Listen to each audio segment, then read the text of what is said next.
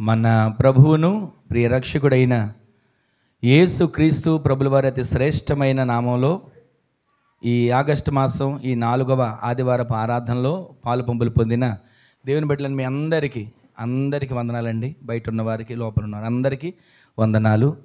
దేవుడు ఇంతవరకు మనలను మన కుటుంబంలో కంచివేసి కాపాడి ఆయన సజీవమైన రెక్కల నీడలో భద్రపరిచిన దేవునికి ఒక్క క్షణం అందరూ 2 చేతులతో స్తోత్రం చేద్దాం. హల్లెలూయా, హల్లెలూయా. కొద్దిసేపు మనం దేవుని మాటలు ధ్యానం చేసుకుందాం.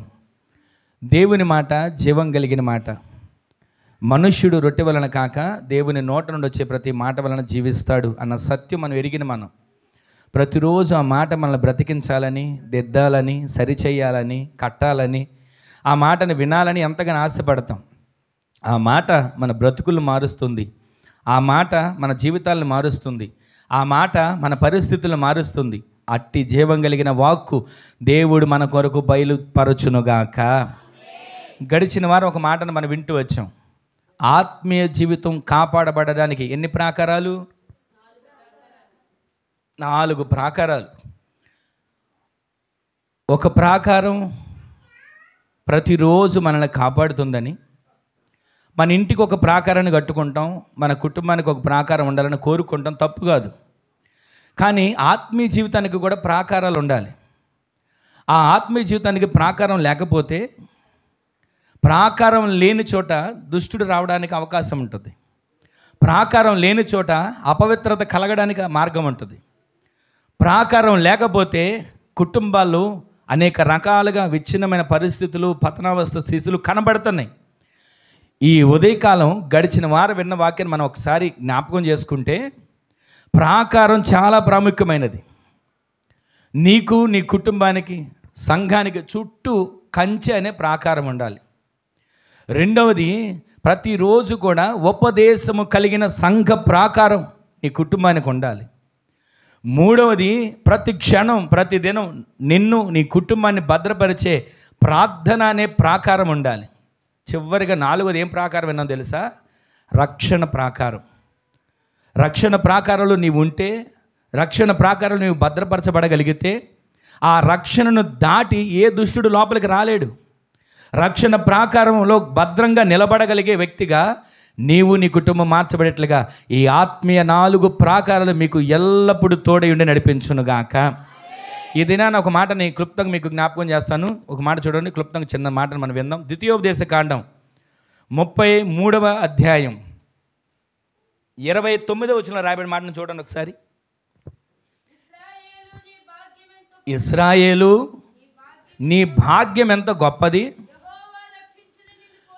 యెహోవా రక్షించిన నిన్ను పోలినవాడు ఎవడు?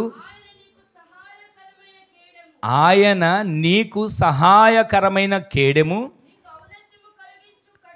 నీకు ఔన్నత్యమును కలిగించే ఖడ్గము. గట్టిగా దేవుని స్తోత్రం చెప్పండి. హల్లెలూయా. ఇక్కడ మనం విన్న మాటను ఒకసారి మనం జ్ఞాపకం చేసుకుంటే, ఇశ్రాయేలు, నీ భాగ్యం ఎంత గొప్పది! ఎందుకయ్యా భాగ్యం? డబ్బు ఉందనా? ఎందుకయ్యా భాగ్యం? సంపాదన ఉందనా? ఏముందయ్యా భాగ్యం?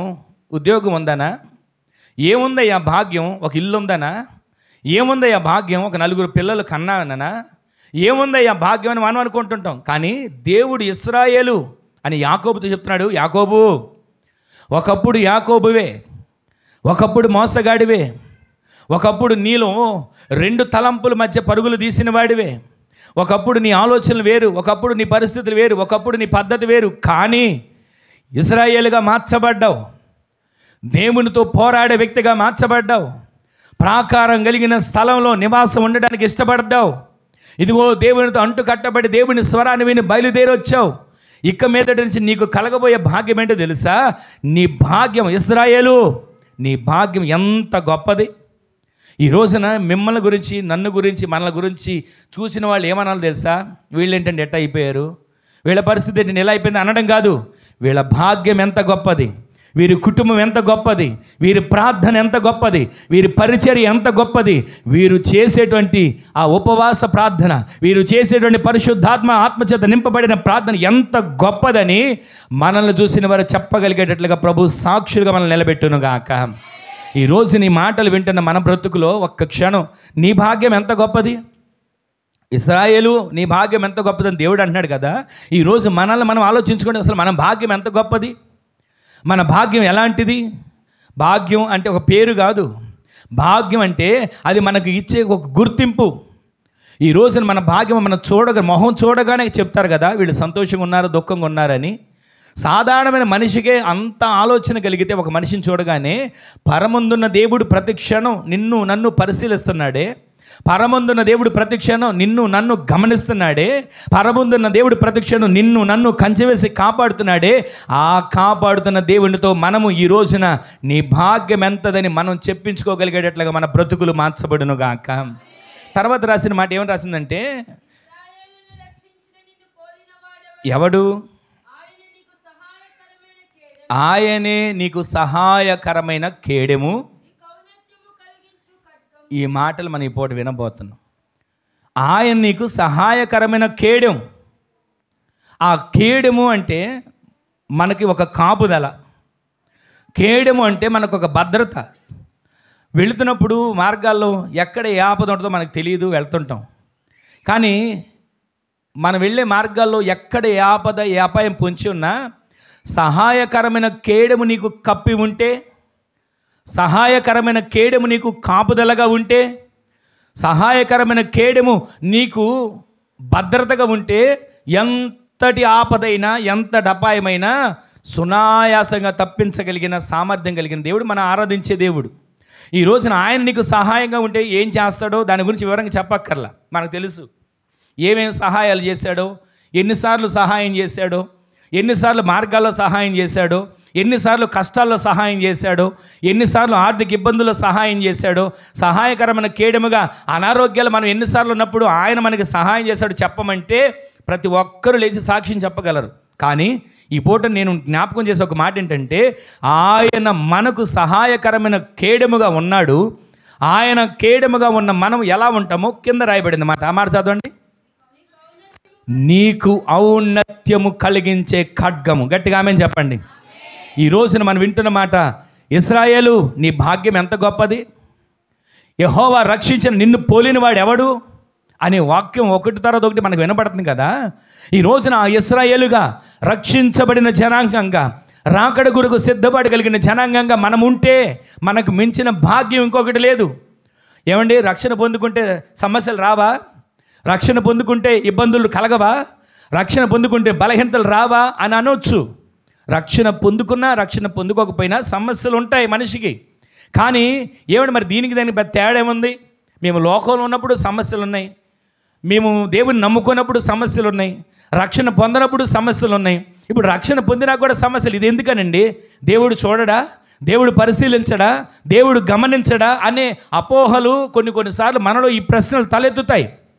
కానీ ఒక్క మాట మీకు జ్ఞాపకం చేసేయండి చెప్పనా, రక్షణ పొందనప్పుడున్న సమస్యలకు రక్షణ పొందినాకున్న సమస్యలకు వ్యత్యాసం ఏంటో తెలుసా?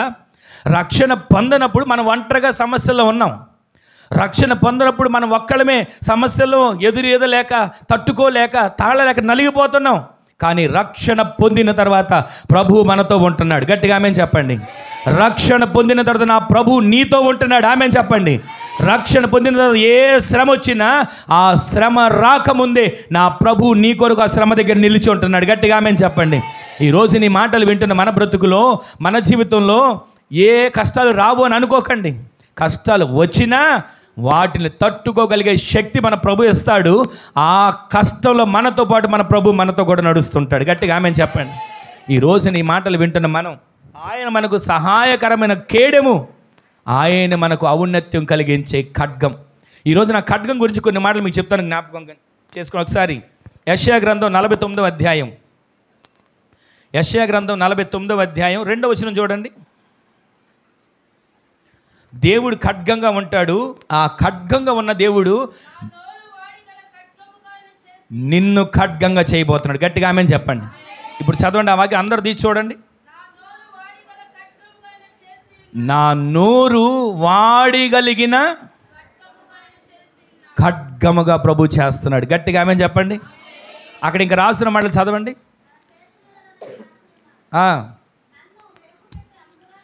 నన్ను మెరుగుపెట్టిన అంబుగా చేసి ఆయన అంబుల పొదిలో దాచి ఉంచాడు. ఇంకా మనం చదువుకుంటూ వెళ్ళినట్లయితే అక్కడ చాలా విషయాలు ఉన్నాయి. ఒక్క మాట మీకు జ్ఞాపకం చేస్తున్నా. నేను నీకు ఔన్నత్యం కలిగించిన ఖడ్గంగా ఉంటా. ఇశ్రాయేలు, నీ భాగ్యం ఎంత గొప్పది. యెహోవా రక్షించిన నిన్ను పోలిన వాడెవడు? దేవుడే నిన్ను రక్షిస్తే, దేవుడే నిన్ను కాపాడితే, దేవుడే నిన్ను కనికరిస్తే, దేవుడే నిన్ను బలపరిస్తే, దేవుడే నీకు ఆదరణ కలుగు చేస్తే, దేవుడే నీకు అండగా నిలబడితే నిన్ను పోలిన వాడెవడు? ఏ శత్రువు నీ ఎదుట నిలబడగలుగుతాడు? ఏ శత్రువు నీ ఎదుట నిలబడి గర్జించగలుగుతాడు? ఏ శత్రువు నీ ఎదుట నిలబడి తల ఊపగలుగుతాడు? ఏ శత్రువు నీ ఎదుట నిలబడి వాడి కార్యాలు చేయాలని అనుకుంటాడు?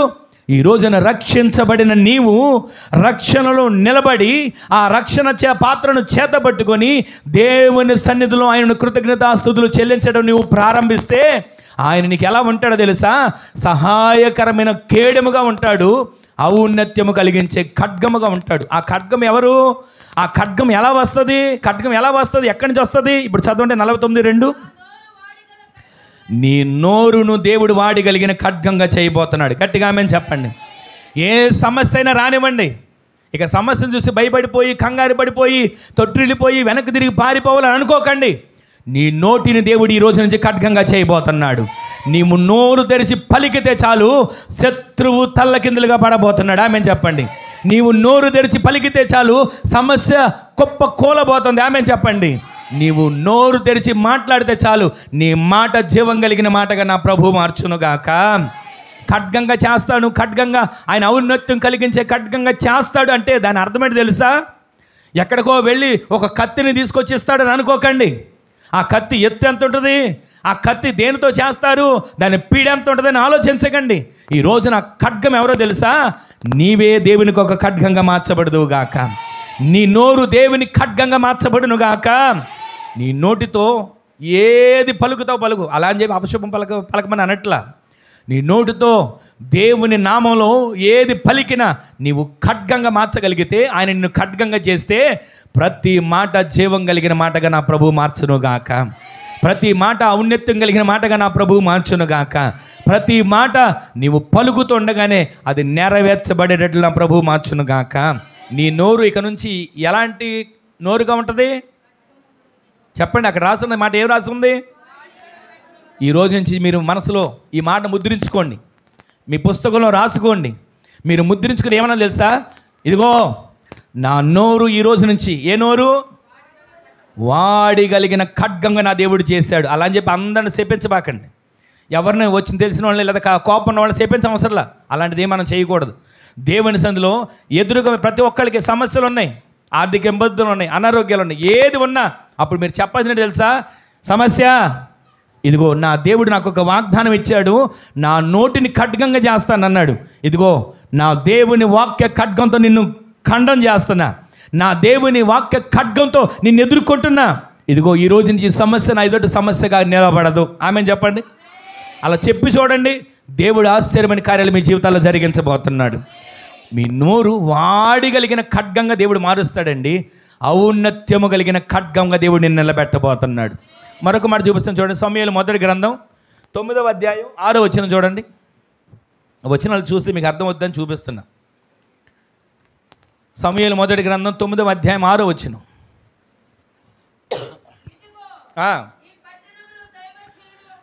ఈ పట్టణములో ఒక దైవజనుడు ఉన్నాడు. అతడు ఎవరట? దైవజనుడు, బహుఘనుడు. అతడు ఏ మాట చెప్పునో ఆ మాట నెరవేరుతుంది. గట్టిగా ఆమేన్ చెప్పండి. ఈ రోజున ఈ మాట మనల గురించి చెప్పాలండి, సేవకుల గురించి అని అనుకోకండి. ఇదిగో పలానా ఇంట్లో ఒక తల్లి ఉంది, ఆ తల్లి ప్రార్థన చేసి ఏ మాట చెప్తుందో ఆ మాట నెరవేర్చబడుతుంది అని మీ గురించి చెప్పాలి. ఇప్పుడు నా ఆమేన్ చెప్పండి. మీకు అర్థం లేదు అనుకోండి ఈ మాట. ఇదిగో పలానా పోలసానపల్లిలో పలానా వీధిలో పలానా ఇంట్లో ఒక తల్లి ఉంది, ఆ తల్లి ప్రార్థన చేసి ఏ మాట పలికిద్దో ఆ మాట నెరవేర్చబడుతుందని మిమ్మల్ని గురించి ప్రభు చెప్పాలి. మిమ్మల్ని గురించి ఊళ్ళో వాళ్ళు చెప్పాలి. మిమ్ముల గురించి ఇదిగో ఫలానా చోట ఫలానా ఇంట్లో ఫలానా ప్రాంతంలో ఒక తల్లి ఉంది, లేదా ఒక అన్న ఉన్నాడు, వారు ప్రార్థన చేసిన వారు ఏది చెబితే అది జరుగుతుందనే సాక్ష్యం ఈ రోజు నుంచి మీ ఇంట్లో వినబడును గాక, మీ గురించి వినబడును గాక. మనం అనుకోవచ్చు, ఏమండి మేము ప్రార్థన చేస్తే కూడా కార్యాలు జరుగుతాయా, మేము ప్రార్థన చేస్తే కూడా అద్భుతాలు జరుగుతాయా, మేము ప్రార్థన చేస్తే కూడా ఆశ్చర్యకరాల సూచక క్రియలు జరుగుతాయని అనుమానం అపోహలు పెట్టుకోకండి. విశ్వాసంతో ఈ రోజు నుంచి మీ నోరు ఏ నోరు చెప్పండి, గట్టిగా చెప్పండి. మీ నోరు ఈ రోజు నుంచి దేవుడు ఎలా చేస్తున్నాడు తెలుసా? వాడిగలిగిన ఖడ్గం ఎలా ఉంటుంది? ఒకసారి మీరు చరిత్రలో కొన్ని పుస్తకాలు తిరగేసినా లేకపోతే ఈ గూగుల్లో కొట్టినా చూడండి, వాడిగలిగిన ఖడ్గం ఎలా ఉంటుంది అంటే అసలు ఖడ్గం పట్టుకోవడానికి ఒక మనిషి కావాలి. అలాంటి ఖడ్గంగా ఈ రోజు నుంచి నీ నోరు దేవుడు మార్చబోతున్నాడు. పట్టణంలో ఒక దైవజనుడు ఉన్నాడు, ఆ దైవజనుడు ఏది చెబితే అది నెరవేర్చబడుతుందని వింటున్నాం కదా. ఈ రోజు నుంచి నీవు ఏది చెబితే అది నెరవేర్చబడేట్లు ప్రభు చేయును గాక, నీవు ఏది పలికితే అది నెరవేర్చబడేట్లా ప్రభు మార్చును గాక. నిన్ను ఒక ఔన్నత్యము కలిగించే ఖడ్గంగా నా దేవుడు నిలబెట్టును గాక, నా దేవుడు బలపరచును గాక. కొంచెం ముందుకెళ్ళి కొంచెం రాజుల మొదటి గ్రంథం 18వ అధ్యాయంలోకి వెళ్ళండి ఒకసారి. రాజుల మొదటి గ్రంథం 17వ అధ్యాయం ప్రారంభం వచ్చిన చదివి తర్వాత 18వ అధ్యాయంలోకి రండి. అంతటా గిలాదు కాపురస్తులు వచ్చి ఎవని సన్నిధిని నేను నిలవబడి ఉన్నాను, ఇశ్రాయేలీల దేవుడైన యెహోవా జీవము తోడు. ఎవరి మాట? చదవండి, గట్టిగా చదవండి.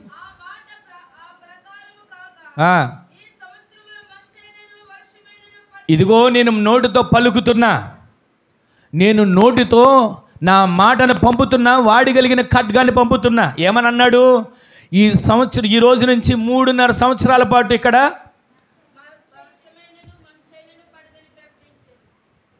కొంచెం గట్టిగా చదవండి. అక్కడ మంచైనా వర్షమైనా పడదని ప్రకటించాడండి. నోటితో మాట పలికాడు, వెంటనే ఏం జరిగింది? అక్కడ ఆకాశం మూయబడింది, వర్షం పడడం ఆగిపోయింది, మంచు పడడం ఆగిపోయింది. దేని ద్వారా జరిగింది ఇది? చెప్పరేమండి? ఒక్క మాట పలికితే చాలు. ఎవరు ఈ మనిషి? ఎవరు? దైవజనుడని ఏలియా, ప్రవక్త అయిన ఏలియా. ఒక్క మాట పలికితే ఆకాశం మూయబడింది, ఒక్క మాట పలికితే మంచు పడడం మానేసింది, ఒక్క మాట పలికితే వర్షం చినుకు పడడం మానేసింది. మనిషికి అంత శక్తి ఎక్కడి నుంచి వచ్చింది? మనిషికి అంత ప్రభావం ఎక్కడి నుంచి వచ్చింది అని అంటే నీ నోటిని దేవుడు ఎలా మారుస్తున్నాడు? ఈ రోజు నుంచి అందరూ కూడా ఈ మాటను మనసులో పెట్టుకోండి. మీ నోరు ఈ రోజు నుంచి వాడిగలిగిన ఖడ్గంగా దేవుడు మార్చబోతున్నాడు. ఔన్నత్యము కలిగిన ఖడ్గంగా దేవుడు నిన్ను తయారు చేయబోతున్నాడు. అట్టి కార్యాలు ఈ రోజు నుంచే ప్రారంభించబడును గాక. ఈ రోజున ఇక్కడ కూర్చొని ఈ మాటలు వింటున్న మీ అందరి జీవితాల్లో ఈ మాటలన్నిటిని ప్రభువు నెరవేర్చును గాక. అక్కడ చూస్తేనేమో పట్టణంలో ఒక దైవజనుడు ఉన్నాడు, ఆ దైవజనుడు ఏది పలికితే జరుగుతుంది అన్న వార్త వింటున్నాం. ఇక్కడ చూస్తేనేమో ఒక దైవజనుడు చేతులెత్తి ప్రార్థిస్తున్నాడు, యెహోవా సన్నిధిలో నేను నిలబడి ఉన్నాను, ఆ యెహోవా జీవము తోడు. ఈ రోజు నుంచి ఇదిగో ఇక్కడ వర్షం పడదు, మంచు పడదు అని ప్రార్థన చేస్తే ఆగిపోయింది. ఇంకొక చోట ఉన్నాడు యెహోషువ, మోషే గారి శిష్యుడు. ఆయన ఒకసారి యుద్ధం జరుగుతూ ఉండగా ఆ యుద్ధంలో సాయంకాలం అయిపోతుంది, యుద్ధం మరలా 2వ రోజుకి వాయిదా పడుతుందని చెప్పి దేవుని సన్నిధిలో ప్రార్థించాడు. సూర్యుడా ఆగిపో, అక్కడ చంద్రుడా అక్కడ నువ్వు నిలిచిపో, యుద్ధం జరిగేంతవరకు మీరు కదలడానికి వీల్లేదు అని ఒక్క మాట చెప్పేసరికి ఈయన ఎవరు? భూమి మీద నరాలాడుతున్న నరుడు. కానీ అవి ఏంటి? ప్రకృతి. ఒక మనిషి మాటకి ప్రకృతి ఆగింది, ఒక మనిషి మాటకి ఆకాశం మూయబడింది, ఒక మనిషి మాటకి ఆకాశం నుంచి అగ్ని దింపబడింది. ఇన్ని మాటలు మనం వింటున్నాం కదా, ఈ నోటితో ఏం పలుకుతున్నాం? ఇన్ని మాటలు మనం బైబిల్ గ్రంథంలో చదువుతున్నాం కదా, విశ్వాసంతో ఈ మాటలు మనం పలకకుండా ఏం పలుకుతాం తెలుసా? అయిపోయిందండి నా బతుకు, అయిపోయిందండి నా పని. మరి మన నోటితో ఏం పలుకుతున్నామో అదే జరుగుతుంది. మన నోటితో ఏది అంటున్నామో అదే నెరవేర్చబడుతుంది. ఈ రోజున మన నోరుని దేవుడు ఎలా చేశాడు? వాడిగలిగిన ఖడ్గంగా చేశాడు. ఈ వాడిగలిగిన ఖడ్గంతో శత్రువును ఎదిరించకుండా, ఈ వాడిగలిగిన ఖడ్గంతో శత్రువుతో పోరాడకుండా, ఈ వాడగలిగిన ఖడ్గంతో సమస్యల మీద జయాన్ని చూడకుండా నేనేం చేస్తాలేండి, నా వల్ల ఏమవుతుందిలేండి అని అనుకొని కుప్పకూలిపోతున్నారు, సొమ్మసిల్లిపోతున్నారు, అలసిపోతున్నారు. శత్రువు అనుకుంటున్నాడు ఇక వాళ్ళు ఎంతసేపు అదే పాట పాడతారులే, వాళ్ళు ఎంతసేపు అదే పాట పాడతారు, నా వల్ల ఏమవుతుంది, నా వల్ల ఏం జరుగుతుంది, నా వల్ల ఏమవుతుంది, ఇదే పాట పాడుతున్నారు కదా, అదే నెరవేర్చబడుతుందిలే అని వాడికి మౌనంగా కూర్చుంటున్నాడు, వాడి ఆటలు వాడు సాగించుకుంటూ. ఈ రోజున ఈ మాటలు వింటున్న మనం మన నోటితో ఏది పలుకుతున్నాం? భర్త మారడండి ఇక, భర్త మారడు, రాడు మందిరానికి, కొడుకు మారడండి ఇక, రాడు మందిరానికి. ఎందుకని మన నోటితో మనం పలకాలి? నీ నోరు వాడగలిగిన ఖడ్గం కదా, ఆ ఖడ్గంతో నీవు ఏది మాట్లాడితే అది దేవుడు నెరవేరుస్తాడు కదా. ఇదిగో నా కుటుంబంలో ఈ సమస్య తొలగించబడుతుంది అని మీరు ఎందుకు పలకలేకపోతున్నారు? యెహెజ్కేలుతో దేవుడు ఏమన్నాడు? నరపుత్రుడా, ఇదిగో ఒక్కసారి ఇక్కడ ఏం కనబడుతున్నాయి? అయ్యా అన్నీ ఎండిపోయిన ఎముకలే. ఎండిపోయిన ఎముకలా? ఒక్కసారి నువ్వు నోరు తెరిచి వాటిని పలుకు, ఎండిపోయిన ఎముకలన్నీ జీవంతో నింపబడతాయి అని. అయ్యా ఎముకలు ఎన్ని సంవత్సరాలు అయిందో, మనుషులు చనిపోయి వారి దేహం అంతా కుళ్ళిపోయింది, శరీరం అంతా పాడైపోయింది, అసలు ఏమి లేవు, ఒట్టి ఎముకలు మిగిలాయి. ఆ ఎముకలు ఏం ప్రవచించమంటావయ్యా? ఏదైనా కొంచెం కొన ఊపిరి ఉంటే ప్రవచించమంటే బాగుంటుంది. ఇక ప్రాణం పోతుండగా ప్రవచించు బ్రతుకుతాడంటే బాగుంటుంది. ఎండిపోయిన ఎముకలతో ఏం మాట్లాడనయ్యా అని అనలేదండి. వెంటనే ఆ ఎముకలను చూసి ప్రవచించడం మొదలుపెట్టాడు. ఆమె చెప్పండి. ప్రవచించడం మొదలు పెట్టగానే ఒక శబ్దం మొదలైంది. గడ గడ గడ గడమని ఎముకలన్నీ కూడా ఒకదానితో ఒకటి అతకడం మొదలు పెట్టాయి. రాను రాను చర్మం, నరాలు, కండరాలు ఇవన్నీ పూడడం మొదలు పెడితే ఒకప్పుడు లోయ ఎండిన లోయే, ఎండిన ఎముకలతో నిండిన లోయే. కానీ ఎప్పుడైతే వాడగలిగిన నోటితో, వాడగలిగిన ఖడ్గం కలిగిన నోటితో ప్రవచించడం మొదలు పెట్టాడో ఆ లోయ ఎముకల లోయ కాదు, సైన్యముగా నింపబడిన లోయగా మార్చబడింది. ఆమె చెప్పండి. ఈ రోజున ఏ పరిస్థితిలో ఉన్నా, ఎండిన ఎముకలుగా సమస్యలు కనబడుతున్నా, పరిస్థితులు ఇక మన చేయి దాటిపోతున్నాయి అని అనిపిస్తున్నా, నోటితో మీరు పలకడం ప్రారంభించండి. సమస్యను చూసి భయపడవలసిన లేదు. సమస్య మనల్ని ఏం చేస్తుందండి? కొంచెం కృంగదీస్తుంది అంతే, లేకపోతే కొంచెం అవమానపరుస్తుంది అంతే. వీటిగా మనం తల్లడిల్లిపోయి మన ప్రభువుని మర్చిపోకూడదు. ఏ సమస్య వచ్చినా, మన పితరులు ఎంతమంది అండి ఖడ్గాలతో కోయబడ్డారు. ఒకసారి హెబ్రీ పత్రిక 11వ అధ్యాయం 38 వచ్చిన చదవండి. హెబ్రీ పత్రిక 11:38, 33 నుంచి చదవండి. ఈ రోజున మనలో ఏముండాలి తెలుసా? విశ్వాసం. వారు విశ్వాసము ద్వారా రాజ్యాలను జయించారు, నీతి కార్యములను జరిగించారు, వాగ్దానాలను పొందుకున్నారు. చూసారా ఎన్ని కార్యాల? తర్వాత మీరు ఇంటికి వెళ్ళాక 40 వచ్చిన చదువుకోండి. అక్కడ రాయబడిన ప్రతి ఒక్క మాట వాళ్ళు జయించారు, పొందారు, సింహాల నోళ్ళు మూయించారు, అగ్ని బలమును కూడా చల్లార్చారు. చూసారా ఎన్ని కార్యాలు అక్కడ ఉంటాయంటే, వారట మరి శ్రేష్టమైన పునరుద్ధానం కోసం యాతన పెట్టబడ్డారు. ఈ రోజున దేవుని సన్నిధిలో చిన్న శ్రమ వస్తే చాలు దేవుని మీద అలుగుతాం, చిన్న కష్టం వస్తే చాలు సేవకుడి మీదైనా అలుగుతాం, చిన్న బాధ వస్తే చాలు అసలు సంఘం మీద అలుగుతాం. ఈ రోజున వాళ్ళట శ్రేష్టమైన పునరుద్ధానం పొందడం కోసం మరి ఎక్కువగా యాతన పెట్టబడ్డారంట. యాతనలైనా పర్వాలేదయ్యా, కష్టాలైనా పర్వాలేదయ్యా, కన్నీళ్ళైనా పర్వాలేదయ్యా, మేము శ్రేష్టమైన పునరుద్ధానం కాదు మరి శ్రేష్టమైన పునరుద్ధానం పొందుకోవాలి. గట్టిగా ఆమె చెప్పండి. ఈ రోజున మరి శ్రేష్టమైన పునరుద్ధానం పొందుకోవాలంటే సామాన్యంగా వచ్చిద్దా? వెల చెల్లిస్తే వచ్చేదా? డబ్బు పెట్టి కొనుక్కునేదా? లేదన్నా లాటరీ టికెట్ లాగా పొందుకునేదా? ఈ రోజున ఈ శ్రేష్టమైన పునరుద్ధానం పొందుకోవడానికి ఇవన్నిటిని మనం జయించి జయించి జయించి ఆయన సన్నిధిలో కనబడే వ్యక్తులుగా మార్చబడుదుముగాక. 11వ అధ్యాయం అంతా హెబ్రీ పత్రిక విశ్వాస వీరుల పట్టిక. ఆ విశ్వాస వీరులు చేసిన గాథ మనకు కనబడుతుంది. తర్వాత 12వ అధ్యాయం ప్రారంభంలో ఒక మాట ఉంటుంది తెలుసా? ఇంత గొప్ప సాక్షి సమూహము మేఘము వలె మనలను ఆవరించినందున. గట్టిగా ఆమె చెప్పండి. మేఘం వలె మనల్ని ఆవరించేటట్లుగా ఈ సాక్షి సమూహం, సంఘంలో ఉన్న వారందరూ చేయాల్సిన పని ఏంటో తెలుసా? ఎప్పుడు దేవుని సన్నిధిలో స్తుతిస్తూ స్తోత్రాలు చెల్లిస్తూ చేతులెత్తి ప్రార్థిస్తూ ఆరాధిస్తే వారిగా ఉంటే మీరు చేసే స్తుతులు, ప్రార్థనలు, స్తోత్రాలు మేఘము వలె దేవుని సన్నిధిలో ఆవరించబడబోతున్నాయి. గట్టిగా చెప్పండి. ఈరోజు నీ మాటలు వింటున్న మన నోరు వాడిగలిగిన ఖడ్గముగా నా దేవుడు చేయబోతున్నాడు. ఇప్పుడు మరొకసారి 18వ అధ్యాయానికి రండి. రాజుల మొదటి గ్రంథం 18వ అధ్యాయం 41వ వచనం. 41వ వచనం. 17వ అధ్యాయంలో ఏం ప్రార్థన చేశాడు? 17వ అధ్యాయం ప్రారంభోచనలో ఏం ప్రార్థన చేశాడండి? ఇక్కడ మంచు కానీ వర్షం కానీ పడదన్నాడా? 3.5 సంవత్సరాలు అయిపోయింది ఆ ఒక్క అధ్యాయంలోనే. ఆ 3.5 సంవత్సరాలు అయిపోయిన తర్వాత దానికి ముందు మధ్యలో జరిగినటువంటి కార్యం ఇంకొకటి ఉంది.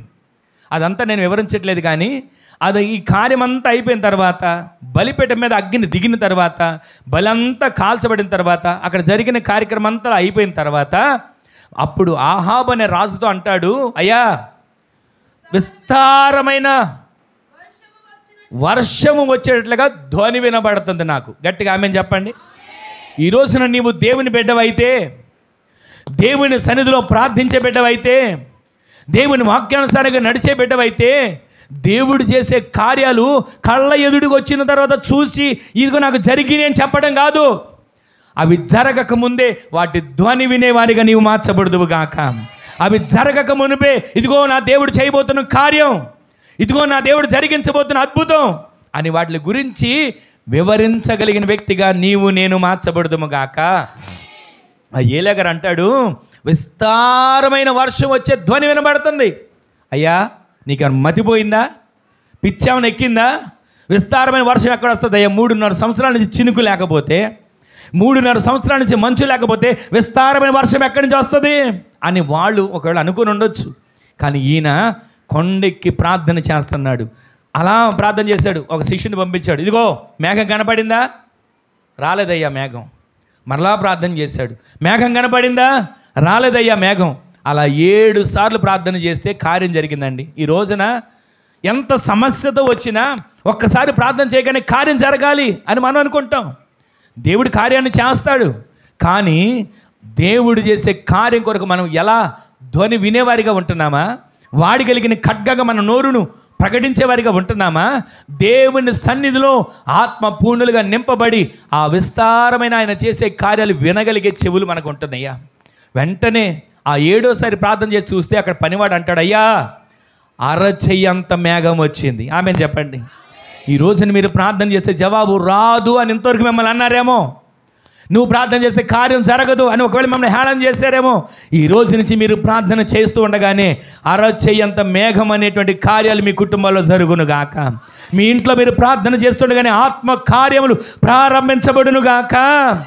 ఈరోజు నీ మాటలు వింటున్న మన జీవితంలో ఒక్క క్షణం నీ నోరు వాడి అయినా ఖడ్గముగా నీ నోరు మార్చబడితే ఆ నోటి ద్వారా దేవుడు అద్భుతాలు చేయబోతున్నాడు. ఒక చిన్న సాక్షి మీకు జ్ఞాపకం చేస్తాం. ఇలాగేనంట, ఒక రైల్వే స్టేషన్ పక్కన ఒక చిన్న పూరి గుడిసెలో ఒక హార్మోనియం పెట్టుకొని ప్రతిరోజు యేసయ్య పాటలు పాడుతూ ఒక వ్యక్తి ఉండేవాడు. ఎప్పుడు చూసినా ఆ వ్యక్తి అక్కడ కూర్చొని హార్మోనియం పెట్టి మోగించుకుంటూ యేసయ్య పాటలు పాడుతూ ఉంటే ఒక వ్యాపారి ప్రతిరోజు ఆ రైల్వే స్టేషన్కి వెళ్ళి తన వ్యాపారం చేసుకోవడానికి వేరే ఊరు వెళ్తూ వస్తూ ఉంటాడు. వెళ్ళి వచ్చే ఆ వ్యక్తి ప్రతిరోజు ఈ పాట వింటున్నాడు. ప్రతిరోజు హార్మోనియం పెట్టి మీద ఆయన పాడుతున్న పాటను వింటున్నాడు. వింటూ ఉంటున్నాడు. వస్తున్నాడు వెళ్తున్నాడు. అలా వింటూ ఉండగా ఒక రోజున ఆయనకి ఆ పాట ఆకట్టుకుందంట. ఆ పాట ఆయన హృదయానికి తాకిందంట. వెంటనే ఆ పాటను బట్టి ఈ వ్యాపారి, ఈ రోడ్డు మార్గంలో వెళ్ళే వ్యాపారి దేవుని ఎరిగాడు, దేవుని తెలుసుకున్నాడు, రక్షించబడ్డాడు. ఎందుకు ఈ మాటలు మీకు జ్ఞాపకం చేస్తాను తెలుసా? ఈ రోజున ఎక్కడో పూరి గుడిసెలో ఉన్న ఒక వ్యక్తి ఒక చిన్న హార్మోనియం పెట్టుకొని యేసయ్య పాటలు పాడుకుంటూ ఎవరికో వినపడాలని పాడట్లా, ఎవరో చిల్లరేస్తారని పాడట్లా, ఎవరో పోషిస్తారని పాడట్లా, నా దేవుని నేను ఘనపరచాలి. ఆమెను చెప్పండి. నా దేవుని నేను మహిమపరచాలి. ఆమెను చెప్పండి. ఈ రోజున మనం పాడే పాట ఒకవేళ ఎవరో వింటున్నారు, నన్ను ఏదో పొగుడుతారని మనం ఒకవేళ పాడొచ్చు, నేనైనా. కానీ మనం పాడే పాట ఎలా ఉండాలో తెలుసా? అది ఎవరి కోసమో కాదండి, మన దేవుని మహిమ కొరకు పాడే పాటగా మార్చబడును గాక. అలా మనం పాడగలిగితే ఆ పాట ద్వారా ఒక్క ఆత్మ రక్షించబడిన పరలోక రాజ్యంలో కోట్ల కొలది దేవదూతలు సంతోషపడతాయండి. ఈ రోజున నీ పాట ద్వారా ఒక్క ఆత్మ రక్షించబడిందా? నీ ప్రార్థన ద్వారా ఒక ఆత్మ దేవుని రాజ్యానికి సిద్ధపరచబడిందా? ఒక్కసారి ఆలోచించండి. నీ నోరు వాడగలిగిన ఖడ్గంగా చేస్తే నీవు పాట పాడినా దేవుడు అద్భుతాలు చేస్తాడు. గట్టిగా చెప్పండి. నీ నోరు వాడగలిగిన ఖడ్గంగా మారితే నీవు దేవుని సందులో చేతులెత్తినా దేవుడు అద్భుతం చేస్తాడు. చెప్పండి గట్టిగా. ఈ రోజున వాడగలిగిన ఖడ్గముగా నా దేవుడు నిన్ను బలపరచునుగాక. వాడగలిగిన ఖడ్గంగా నా దేవుడి నీ నోటిని మార్చునుగాక. వాడగలిగిన ఖడ్గంగా నీ నోటిని దేవుడు తయారు చేయనుగాక. ఆ విధంగా ఒక్క వ్యక్తి అండి, రైల్వే స్టేషన్కి పక్కన మనం అప్పుడప్పుడు చూస్తుంటాం కదా, చిన్న చిన్న డేరాలు కట్టుకొని ఎవరో ఒకళ్ళు ఉంటుంటారు.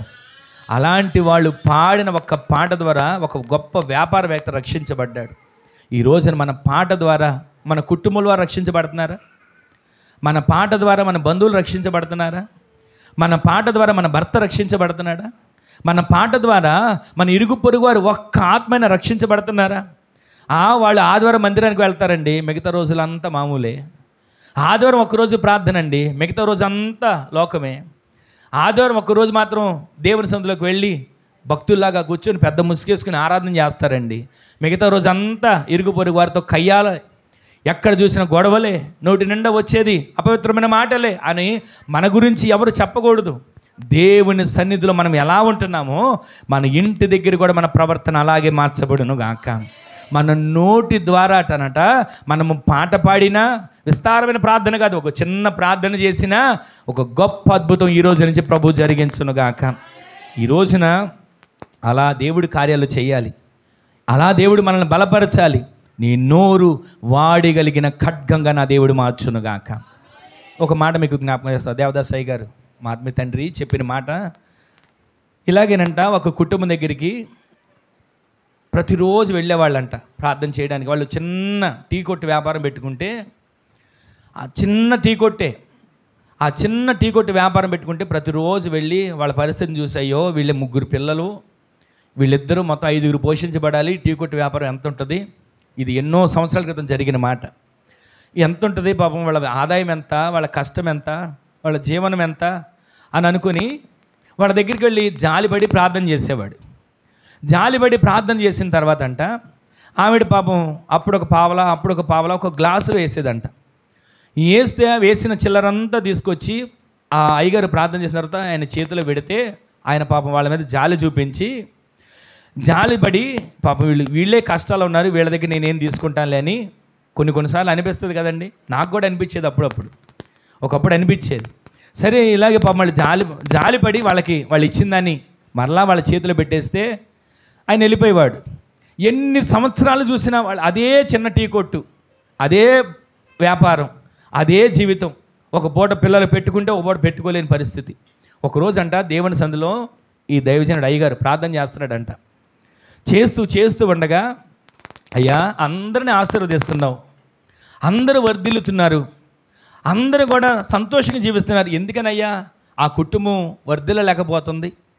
ఎందుకయ్యా ఆ కుటుంబం ఆశీర్వదించబడట్లేదు అని అంటే దేవుడు మాట్లాడుతున్నాడంట, వాళ్ళ కుటుంబం ఆశీర్వదించబడ్డానికి కారణం నువ్వే ఆ కుటుంబం ఆశీర్వదించబడకుండా అడ్డంగా ఉన్నావు అని అన్నాడంట. ఇదేంటయ్యా నేనేం చేశానయ్యా అని ప్రార్థన చేసుకుంటుంటే, వాళ్ళు కష్టపడిన దాంట్లో దేవుని సందులో వాడమని ఇస్తున్నారు కదా, అది నువ్వు వాడుకోకుండా మళ్ళీ వాళ్ళకి తిరిగి ఇచ్చేస్తున్నావు. వాళ్ళకి రావాల్సిన ఆశీర్వాదం నీవే అడ్డుగా ఉన్నావు, రావాల్సిన ఆశీర్వాదం నీవే దొంగిలిస్తున్నావు అన్న మాట వినపడగానే వెంటనే ప్రార్థన ముగించుకుని వాళ్ళ దగ్గరికి వెళ్ళాడంట. వెళ్ళి వాళ్ళకి ప్రార్థన చేస్తూ ఉండగానే ఆవిడ మరలా గ్లాసులు వేసిన పావలా ఆ చిల్లరంతా తీసుకొచ్చి అయ్యగారి చేతులు పెడుతూ అనుకుందట, ఎందుకు ఆయనకి ఇచ్చినా మరలా ప్రార్థన చేసి నాకే ఇచ్చేస్తాడు కదా అనుకుందంట. ఇవ్వగానే ఆయన ప్రార్థన చేసి వాటిని ప్రార్థన జేబులు వేసుకుని వెళ్ళిపోయాడు. ఆ రోజు నుంచి అవి పరిచర్లో ఖర్చు పెడుతూ ఉండగా ఆ కుటుంబాన్ని దేవుడు ఆశీర్వదించడం మొదలుపెట్టాడు. ఆమె చెప్పండి. ఆ చిన్న టీ కొట్టు ఎన్ని సంవత్సరాలను అలాగే ఉంది, కానీ ఆ రోజు నుంచి ఆ టీ కొట్టును దేవుడు విస్తరించడం మొదలుపెట్టాడు. ఆ రోజు నుంచి వాళ్ళ వ్యాపారం పెరగడం మొదలుపెట్టింది. ఒకప్పుడు చిన్న పూరి గుడిసె కూడా లేదు, రాను ఒక 2 అంతస్తులు ఇల్లు కట్టుకోవడానికి దేవుడు కార్యాన్ని చేశాడు. ఒకప్పుడు సైకిల్ కూడా లేని పరిస్థితి, వాళ్ళ వ్యాపారం అభివృద్ధి చెంది కారులో తిరిగేట్లుగా నా దేవుడు చేశాడు. గట్టిగా ఆమెను చెప్పండి. అలా అని చెప్పి డబ్బులు ఇస్తే దేవుడు ఆశీర్వదిస్తాడని చెప్పట్లేదండి. వాళ్ళు ఇచ్చింది 10 రూపాయలైనా దానిని తీసుకుని ప్రార్థన చేసి దాన్ని ఆశీర్వదిస్తే దేవుడు దానిని నూరింతలుగా దీవించబోతున్నాడు. అది తెలియక నేను కూడా కొన్నిసార్లు నేను డబ్బుల కోసం ప్రార్థన చేయలేదని కొన్నిసార్లు వద్దనేవాడిని. కానీ తర్వాత ఈ మాట విన్న తర్వాత నుంచి నేను ఏం చేసిన తెలుసా, వాళ్ళు 10 రూపాయలు పెట్టిన రూపాయి ఇచ్చినా సరే ముందు తీసుకొని ప్రార్థన చేస్తున్నా. ఎందుకనంటే నేను వాళ్ళ ఆశీర్వాదానికి అడ్డంగా ఉండకూడదు, నేను వాళ్ళ ఆశీర్వాదానికి ఆటంకంగా ఉండకూడదు. ఈరోజు నీ మాటలు వింటున్న మన జీవితంలో మన నోటితో ఏది పలికితే అది నెరవేర్చబడుతుంది. మన నోటితో ఏది పలికితే అది జరుగుతుంది. ఎప్పుడంటే నీ నోటిని దేవుడు వాడగలిగిన ఖడ్గంగా చేసినప్పుడు. డబ్బు కాదు మనల్ని వాడగలిగిన ఖడ్గంగా చేసేది, కనకం కాదు మనల్ని వాడగలిగిన ఖడ్గంగా చేసేది, కారు కాదు మనల్ని వాడగలిగిన ఖడ్గంగా చేసేది. ఈ రోజు నుంచి నీ నోరు ఒక వాడగలిగిన ఖడ్గంగా దేవుడు మార్చునుగాక. నీ నోటి మాటను వాడగలిగిన ఖడ్గంగా నీ దేవుడు మార్చునుగాక. నీకు ఒక గుర్తింపును నా దేవుడు కలుగు చేయనుగాక. రెండో మాట చెప్తాను చూడండి, సంఖ్యాకాండం 22వ అధ్యాయం 23వ వచనం. సంఖ్యాకాండం 22వ అధ్యాయం 23వ వచనం.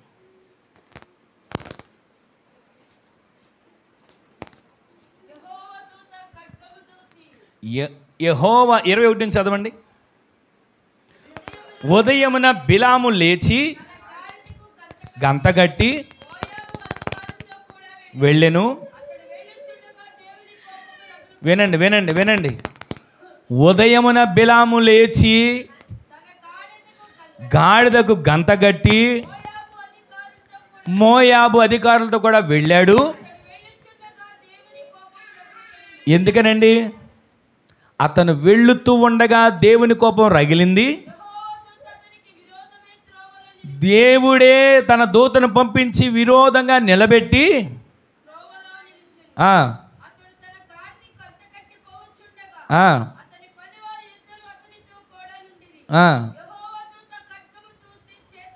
ఇక్కడ ఈ మాట వినండి. యెహోవా దూత ఖడ్గమును దూసి, ఖడ్గమును దూసిన ఖడ్గమును చేతబట్టుకుని త్రోవలో అడ్డుగా నిలిచి, గాడిది కనబడింది కానీ బిలాము కనబడల. అందరికి ఒకసారి తల్ల పైకెత్తి మాటలు వినండి. మొదటిది మూలవాక్యం, దేవుడు మనకు ఔన్నత్యం కలిగించిన ఖడ్గంగా మనల్ని మారుస్తాడు.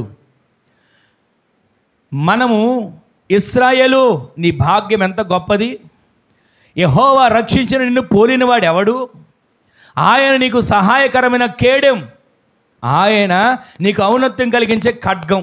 ఇంతవరకు వింటూ వచ్చాం. ఆయన నీకు సహాయకరమైన కేడెముగా ఔన్నత్యము కలిగించిన ఖడ్గంగా నిన్ను మార్చాలంటే మొట్టమొదటిదిగా నీ నోటిని వాడగలిగిన ఖడ్గంగా మారుస్తాడు. ఆ నోటితో నువ్వు ఏది దేవుని సందులో పలికితే అది నెరవేర్చబడుతుంది. ఏది నువ్వు ప్రార్థన చేస్తే దానికి జవాబు వస్తుంది. ఏది నువ్వు పాట పాడినా ఆ నోటితో వాడగలిగిన ఖడ్గంతో పాట పాడినా అద్భుతం దేవుడు చేస్తాడు. ఈ రోజున అట్టి అనుభవంలోకి మన నోరు మార్చబడాలి. రెండోది మనం ఇక్కడ వింటున్నాం. రెండవది అక్కడ 23 వచ్చినప్పుడు చదవండి. యెహోవా దూత దూసిన ఖడ్గము చేతబట్టుకొని నిలబడింది. గట్టిగా ఆమేన్ చెప్పండి. ఆమేన్. రెండో మాట ఏంటి తెలుసా? మొదటిది వాడగలిగిన ఖడ్గంగా చేస్తాడు, రెండవది అదే ఖడ్గంతో నిన్ను సరి చేస్తాడు. గట్టిగా చెప్పండి ఆమేనని. సరి చేస్తాడు అనేసరికి సౌండ్ తగ్గిపోయింది కదా. సరి చేస్తాడు అన్నప్పుడు అమ్మో సరి చేయడం అంటే కష్టం కదండి. సరి చేయడం అంటే చెక్కుతాడా? సరి చేయడం అంటే మమ్మల్ని ఏదైనా కష్టాల పాలు చేస్తాడా అని కొంచెం ఆలోచించి ఉంటారు.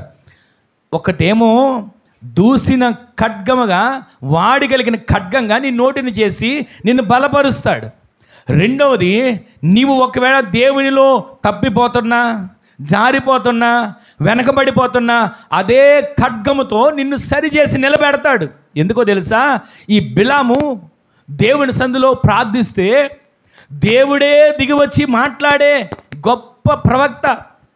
దేవుడు దిగొచ్చి మాట్లాడితే ఆయనతో ముఖాముఖిగా మాట్లాడే అనుభవం కలిగిన వ్యక్తి. ఒకరోజు ఇలాగే ఇశ్రాయేలు ప్రజలందరూ ఒక చోట పాళెంలో ఉంటే వాళ్ళని శపించాలని చెప్పి బాలాకు అనే రాజు కొందరు మనుషుల్ని పంపించాడు. ఆ మనుషులు పంపించిన వాళ్ళు బిలాము దగ్గరికి వచ్చి,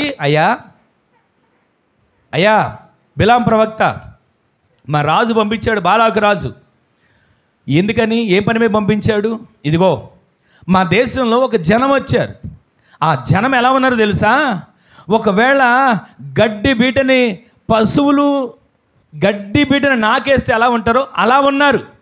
ఈ రోజున ఆ ప్రజల్ని నువ్వు వచ్చి శపించాలి. ఓహో, శపించాలా?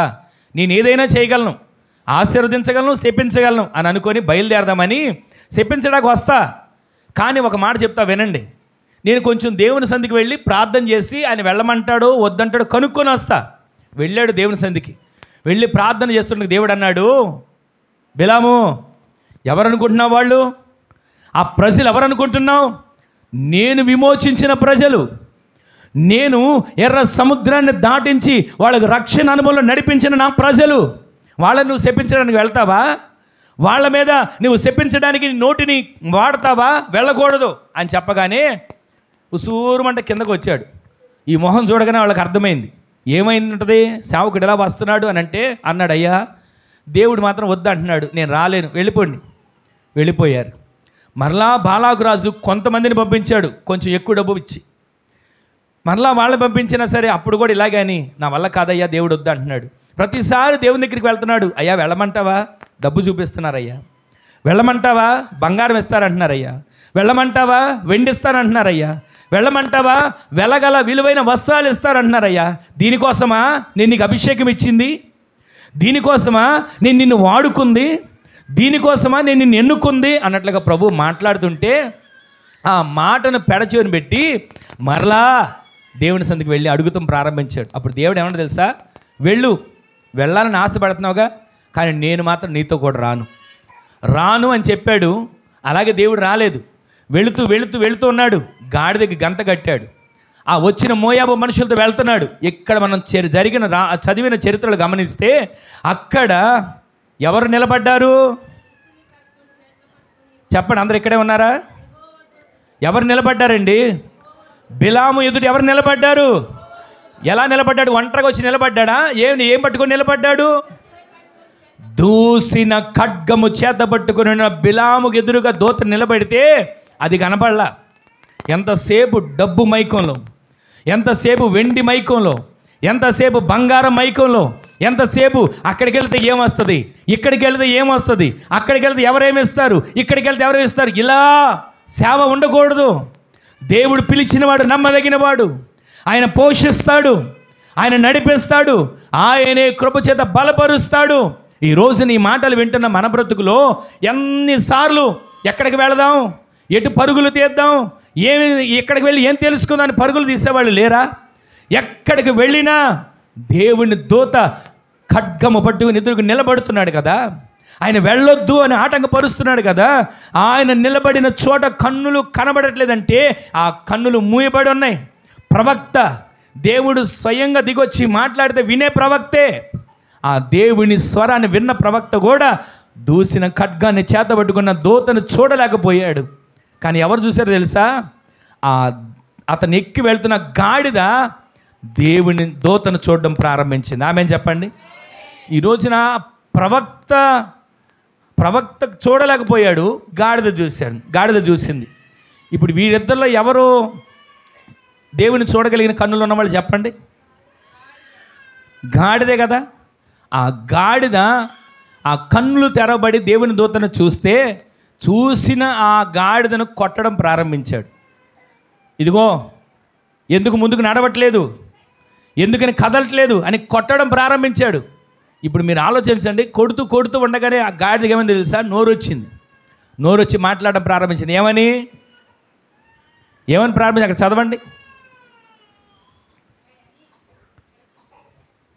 చదవండి.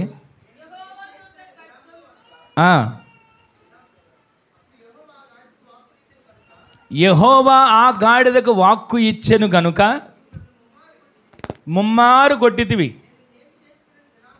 ఎవరు మాట్లాడుతున్నారా మాట?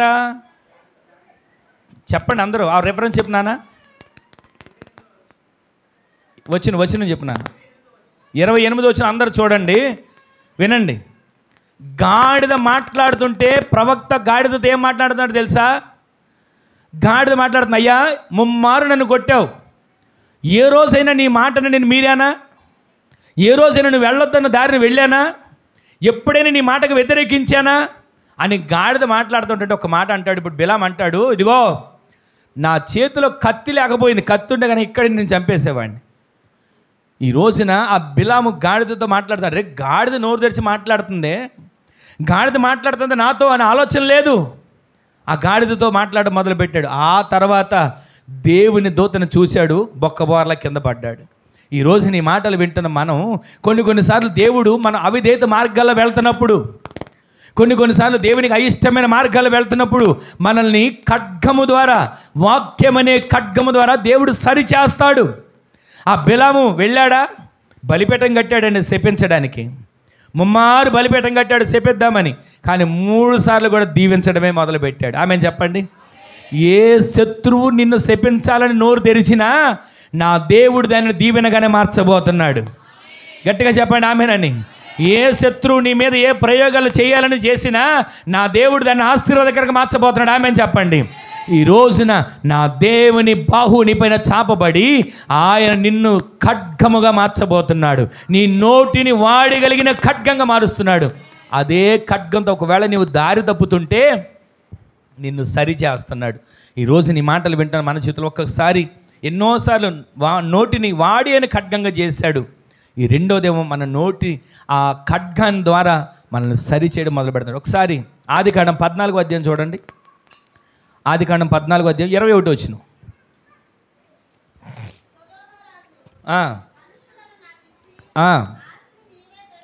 మనుష్యులను నాకు ఇచ్చేసి ఆస్తిని నువ్వు తీసుకో అబ్రహాముతో చెప్పగా, అబ్రాము నేనే అబ్రామును ధనవంతుని చేశానని ఒకవేళ నీవు అనకుండా, ఒక్క నూలు పోగైనను చెప్పుల వారైనను నాకేది అవసరం లేదు. గట్టిగా ఆమెను చెప్పండి. బిలామేమో ఇంటెడు బంగారం ఇచ్చినా వద్దు అని అంటాడు. తర్వాత దానికి ముందు బంగారం కోసం పరిగెత్తాడు. ఇక్కడ అబ్రహాం ఏమంటాడు తెలుసా? నూలు పోగైనా చెప్పుల వారైనా నాకు అవసరం లేదు. కన్నులు తెరవబడిన తర్వాత బిలాం ఏమన్నాడు? ఒకసారి మళ్ళీ సంఖ్యాకాండం 24వ అధ్యాయంలోకి రండి. 24:12 త్వరగా చూడండి, ముగించేస్తాను. 24:12 అందుకు బిలాము బాలాకుతో అంటున్నాడు కదా. ఒకప్పుడేమో వాటి కోసం పరిగెత్తాడు, గద్దింపుకు లోబడక ముందు పరిగెత్తాడు. వాక్యం అనే ఖడ్గం అనే గద్దింపుకు లోబడక మునుపు తన ఇష్టానుసారంగా వెళ్ళాడు. ఏదో వస్తుంది, ఏదో సంపాదించుకుందాం, ఏదో తెచ్చుకుందాం, ఏదో పోగు చేసుకుందాం అని పరిగెత్తాడు. కానీ గద్దింపుకు లోబడిన తర్వాత తన మాట ఎలా వస్తుందో చూశారు. ఇక్కడ ఇంటెడు బంగారం ఇచ్చినా నా ఇష్టము చొప్పున నేను ఏది చేయలేను. గట్టిగా ఆమె చెప్పండి. ఈ రోజున దేవుని సన్నిధిలోకి వచ్చిన ప్రతి ఒక్కరి జీవితంలో దేవుడు ఇది ఇస్తే అది చేస్తాడని ఎప్పుడు అనుకోకండి. దేవునికి ఏదన్నా అది ఇస్తే నాకు ఇది చేస్తాడేమో, ఇది వ్యాపారం కాదు. దేవునికి మనం ఏది ఇచ్చినా ఇవ్వకపోయినా ఆయన చెయ్యాలనుకున్న మేలు చేస్తాడు. ఆయన దీవించాలనుకుంటే దీవిస్తాడు. ఆయన కనికరించాలనుకుంటే కనికరిస్తాడు. ఈ రోజున ఆయన సన్నిధిలో ఈ మాటలు వింటున్న మనందరం ఒక్క క్షణం వాడిగలిగిన ఖడ్గంగా నీ నోరు మారుస్తాడు. ఔన్నత్యం కలిగిన ఖడ్గంగా దేవుడు నిన్ను తయారు చేస్తాడు. ఒక్కొక్కసారి దేవునికి విరోధమైన మార్గాలు వెళ్తుంటే, వాక్యానికి విరోధమైన మార్గాలు వెళ్తుంటే ఆ వాక్యం అనే ఖడ్గము ద్వారా నిన్ను దేవుడు సరిచేస్తాడు. అలా సరిచేసి నిలబెట్టి నిన్ను దేవుడు బలపరచబోతున్నాడు. అలా బలపరిచే దేవుని సన్నిధిలో ఒక్క క్షణం మనం ఇంతవరకు ఎలా ఉంటున్నాం? మన నోటితో ఏం పలుకుతున్నాం? నోటితో ఏ మాటలు మాట్లాడుతున్నాం? దేవుని సన్నిధిలో స్తుతించే నోరుందా? ప్రార్థించే నోరుందా? యేసు రక్త ప్రోక్షణ చెల్లించే నోరుందా? ఆయనకు నిత్యము కూడా ఈ జిహ్వ నాలుకతో బలులర్పించే నోరుందా? అలాగే అది ఉండదు. ఎంతసేపు లోకం ముచ్చట్లు, లోకపు మాటలు, ఆ ఇంటి గురించి, ఈ ఇంటి గురించి, ఆ కుటుంబం గురించి, ఈ కుటుంబం గురించి మాట్లాడుకొని ఏం ప్రయోజనం? నీ నోటిని దేవుడు వాడగలిగిన ఖడ్గంగా చేస్తున్నాడు కదా. దాంతో నీవు పలకాల్సింది ఏది? నీవు చెప్పాల్సింది ఏది? నీ కుటుంబంలో చెలరేగుతున్నటువంటి శత్రువును తరిమి కొట్టగలిగే నాలుకగా నీ ఖడ్గంగా నీ నోటిని మార్చాడు కదా. ఈ రోజు నుంచి మీరు వాడగలిగిన ఖడ్గాన్ని వాడేవారిగా మార్చబడుదురుగాక. ఈ రోజు నుంచి ఆ ఖడ్గాన్ని వాడగలిగిన కృప మీకు దేవుడు అనుగ్రహించునుగాక. రెండవది, ఆ ఖడ్గం ద్వారా మనల్ని కొన్నిసార్లు తప్పుదోవలు వెళ్తున్నా, మార్గం తప్పుతున్నా దేవుడు సరిచేసినప్పుడు గద్దింపుకు లోబడితేనంట ఆ గద్దింపుకు లోబడి ఆ బిలాము దీవించడం మొదలుపెట్టాడు. గద్దింపుకు లోబడి బిలాము శపిద్దామని వచ్చినా సరే దేవుని మాటను బట్టి దీవించడం ముమ్మార్లు దీవించాడు. 3 సార్లు శపిద్దామని చెప్పి చేతులెత్తి నా నోరు తెరిచిన దేవుడు దీవెన వచనమే పలికించాడు. హల్లెలూయా. ఈరోజు నీ మాటలు వింటున్న మన జీవితంలో గద్దింపుకు లోబడ్డాక ఆ గద్దింపుకు సరిచేయబడిన తర్వాత అంటాడు, నువ్వు ఎంత బంగారం ఇచ్చినా నాకు అవసరం లేదయ్యా, నువ్వు ఎంత వస్తువులు ఇచ్చినా నాకు అవసరం లేదు, నువ్వు నాకు ఎంత డబ్బు ఇచ్చినా నాకు అవసరం లేదు, నా దేవుని మాటను నేను మేరలేను. గట్టిగా ఆమెను చెప్పండి. ఈ రోజున దేవుని సందులో ఎవరన్నా ఏదైనా ఇస్తున్నారు, ఎక్కడికన్నా ఏదైనా ఎక్కడికైనా వస్తే ఇస్తున్నారంటే పరుగులు తీస్తుంటాం. కానీ దేవునికి వ్యతిరేకమైనది ఏది మన ఇంట్లో కానీ మన ఒంట్లో కానీ ఉండకూడదు. గట్టిగా ఆమెను చెప్పండి. వాక్యమనే ఖడ్గము ద్వారా మనం సరి చేయబడదుము గాక. వాక్యమనే ఖడ్గము ద్వారా మనం సరి చేయబడదుము గాక. ఈ రోజున ఔన్నత్యం కలుగు చేసే ఖడ్గముగా దేవుడు నిన్ను నన్ను మార్చును గాక. 3వది పరసంబంధమైన జ్ఞానం కలుగు చేసే ఖడ్గం. 4వది జయించే ఖడ్గం. ఈ 2 ఖడ్గాలు వచ్చేవారు మనం విందాం. ఇప్పటి వరకు మనం వింటూ వచ్చాం. వాడగలిగిన ఖడ్గం. 2వది గద్దింపుకు లోబడితే సరిచేసే ఖడ్గం. 3వది పరసంబంధమైన జ్ఞానం ఇచ్చే ఖడ్గం. 4వది జయించే ఖడ్గం. ఈ ఖడ్గంగా దేవుడి నిన్ను మార్చునుగాక. మూల వాక్యం ఒకసారి చదవండి. ద్వితీయోపదేశకాండం 33:29 చదివి ప్రార్థన చేసుకుందాం. ఇశ్రాయేలు, నీ భాగ్యం ఎంత గొప్పది, యెహోవా రక్షించిన నిన్ను పోలిన వాడెవడు, ఆయన నీకు సహాయకరమైన కేడెము, నీకు ఔన్నత్యమును కలిగించే ఖడ్గం. గట్టిగా ఆమెను చెప్పండి. ఈ రోజు నుంచి నీకు ఔన్నత్యం కలిగించే ఖడ్గం ఏదో తెలుసా? నీ నోరు వాడగలిగిన ఖడ్గంగా దేవుడు మారుస్తున్నాడు. నీకు ఔన్నత్యం కలిగించే ఖడ్గం ఏదో తెలుసా? నిన్ను ఆయన గద్దింపుతో నిన్ను సరిచేసి ఆయన కొరకు పనికొచ్చే పరికరంగా నిన్ను వాడుకుంటున్నాడు. 3వది పరసంబంధమైన జ్ఞానంగా నిన్ను ఖడ్గంగా వాడుకుంటాడు. 4వది జయించే ఖడ్గంగా నేను మారుస్తాడు. ఈరోజు నీ మాటలు వింటున్న మన జీవితంలో మిగిలిన 3-4 మాటలు వచ్చే వారం విందాం. అందరూ కూడా మోకరించండి, ప్రార్థన చేసుకుందాం. అందరూ కూడా మోకరించండి. మోకరించండి, చిన్న ప్రార్థన చేసుకుందాం. ఎవరికి వారమే చేసుకోండి, ప్రార్థన చేసుకోండి. ఒక క్షణం దేవుని సన్నిధిలో ఎవరికి వారు ప్రార్థన చేసుకోండి. ఇశ్రాయేలు, నీ భాగ్యం ఎంత గొప్పది. ఇశ్రాయేలు, నీ భాగ్యం ఎంత గొప్పది. దేవుని రక్తం చేత కడగబడిన మీ భాగ్యం ఎంత గొప్పది. దేవుని చేత పిలువబడిన మీ భాగ్యం ఎంత గొప్పది. దేవుని చేత ఏర్పరచబడిన మీ భాగ్యం ఎంత గొప్పది. యెహోవా రక్షించిన నిన్ను పోలిన వాడెవడు? యెహోవా చేత రక్షించబడిన నిన్ను పోలిన వాడెవడు? ఆయన నీకు సహాయకరమైన కేడెం, ఆయనే నీకు ఔన్నత్యమును కలిగించే ఖడ్గం. ఈరోజు నా ఖడ్గంగా నీవు మార్చబడాలి. ఆ ఔన్నత్యము కలిగించిన ఖడ్గంగా నీవు మార్చబడటానికి ఆయన నీ నోటిని వాడగలిగిన ఖడ్గంగా చేస్తున్నాడు. ఆయన నీ నోటిని వాడగలిగిన ఖడ్గంగా మారుస్తున్నాడు. ఇదిగో, నీవు ప్రార్థన చేస్తే జయాన్ని చూడబోతున్నావు. నీవు పాట పాడితే నీ పాట ద్వారా అనేకులు రక్షించబడబోతున్నారు. నీ జీవితంలో దేవుడు మునిపన్నడు చూడని ఆశ్చర్యమైన కార్యాలు జరిగించబోతున్నాడు. ఒక్క క్షణం ప్రార్థన చేసుకోండి. ఒక్క క్షణం ప్రార్థన చేసుకోండి. ఒక్క క్షణం ప్రార్థన చేసుకోండి. ఎవరికి వరకు ప్రార్థన చేసుకోండి.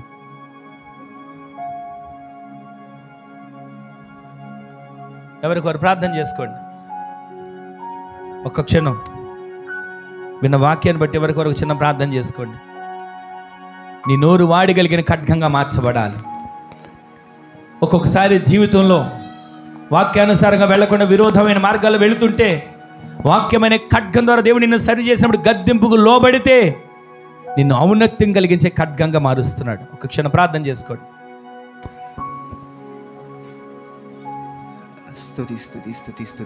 స్తుతులకు పాత్రుడ గొప్ప దేవ తండ్రి ప్రభా, ఇదిగో నాయన దేవా, నీ బంగారు పాదాలకు వేలది వందనములు, స్తోత్రములు, స్తుతులు, స్తోత్రం ప్రభా. ఇదిగో నాయన తండ్రి ప్రభా, ఇదిగో జీవి కిరీటంను దేవా తండ్రి ప్రభా మాకు ధరింపచేసిన ఆయన దేవా తండ్రి ప్రభా, ఇదిగో నీ సన్నిధిలో మమ్మల్ని దేవా తండ్రి ప్రభా, ఇదిగో ఈ రోజు ఈ ఆదివారం నాడు దేవా తండ్రి ప్రభా, అయా నీ రెక్కల చాటును భద్రపరిచిన ఆయన తండ్రి, నిన్ను స్తుతించగలిగి ప్రభా, నిన్ను ఆరాధించగలిగే భాగ్యం మాకు అనుగ్రహించినందుకే వందనములు, స్తోత్రములు, స్తోత్రం ప్రభా. అవును దేవా తండ్రి ప్రభా, ఇదిగో నాయన తండ్రి ప్రభా, ఈ రోజు నాయన దేవా తండ్రి ప్రభా, అయా ఎంతోమంది దేవా తండ్రి ప్రభా వారు మనోవేదన దేవా తండ్రి ప్రభా, వారి ఆలాపాలను దేవా తండ్రి ప్రభా, మనోవాంఛలను దేవా తండ్రి ప్రభా, ఇదిగో నాయన తండ్రి ప్రభా, వారి యొక్క కష్టములను దేవా తండ్రి ప్రభా, నష్టములు ప్రభా, ఇదిగో నీతో పంచుకోవాలని దేవా తండ్రి ప్రభా, నీ సన్నిధిలో ప్రభా, ఇదిగో ప్రభా దేవా తండ్రి వేడుకోవాలని వచ్చి ఉన్నారు కదా నాయన తండ్రి ప్రభా. వందనములు స్తోత్రములు ప్రభా. ఇదిగో ప్రభా, ఏమిచ్చి మీరు రుణం తీర్చుకోగలం దేవా తండ్రి ప్రభా. ప్రతి ఒక్కరి ప్రభా అయా తండ్రి ప్రభా వాంఛలను దేవా తండ్రి ప్రభా, ప్రతి ఒక్కరి మనోవేదనను దేవా తండ్రి, ప్రతి ఒక్కరితోనే దేవా తండ్రి ప్రభా, నీకు వాక్యముతో ప్రభా మాట్లాడిన విధానానికి వందనములు స్తోత్రములు ప్రభా. అవును దేవా తండ్రి ప్రభా, ఇదిగో నష్టం కలిగించేది ఇదిగో ప్రభా నాయన దేవా తండ్రి ప్రభా, ఇది కష్టం కలిగించేదని కాక దేవా తండ్రి ప్రభా, ఇదిగో నాయన తండ్రి ప్రభా, ఇది సరిచేసే ఖడ్గంగా దేవా తండ్రి ప్రభా మా అందరి జీవితంలో ఉండడానికి సహాయం దయచేయం తండ్రి. స్తోత్రములు ప్రభా. ఇదిగో నాయన తండ్రి ప్రభా, నాయన దేవా తండ్రి నీకు బిడ్డలుగా ప్రభా మనం మార్చి నాయన దేవా తండ్రి ప్రభా, ఇటువంటి శాపవచనమైన దేవా తండ్రి ప్రభా, ఆశీర్వాదముగా దేవా తండ్రి ప్రభా మార్చబడడానికి ప్రభా మీరే ప్రభా మీ దీవెనలు కుమ్మరించము తండ్రి. స్తోత్రములు ప్రభా. అవును దేవా తండ్రి ప్రభా, ఇదిగో నాయన దేవా తండ్రి ఇశ్రాయేలీయుల మీద ప్రజల మీద దేవా తండ్రి ప్రభా బిలాము దేవా తండ్రి నాయన ఆ శాపవచనం పలకడానికి వెళ్ళాడు కదా నాయన దేవా తండ్రి ప్రభా. నీవు కానీ దేవా తండ్రి గొప్ప దేవా తండ్రి ప్రభా అయా బహుమానంగా ఆశీర్వాదకరముగా దేవా తండ్రి ప్రభా వాక్కుని మార్చిన విధానానికి వందనములు స్తోత్రములు ప్రభా. అవును దేవా తండ్రి ప్రభా, మా నోటిని దేవా తండ్రి ప్రభా, మా నాలుగుని కూడా ప్రభా మేము అదుపులో పెట్టుకుని దేవా తండ్రి ప్రభా, ఇదిగో వాడికి గల ప్రభా ఖడ్గముగా ప్రభా మార్చబడడానికి ప్రభా తీర్చిదిద్దడానికి ప్రభా మీరే సహాయం దయచేయండి తండ్రి. స్తోత్రములు ప్రభా. అవును దేవా తండ్రి ప్రభా ఆశీర్వాద వచనములు కానీ దేవా తండ్రి ప్రభా శాపవచనం ప్రభా మేము ఎవరి మీద పలకకుండా ప్రభా మీరే ప్రభా మాకు ప్రభా మా నోటికి ప్రభా కంచెను వేయ తండ్రి. స్తోత్రములు ప్రభా.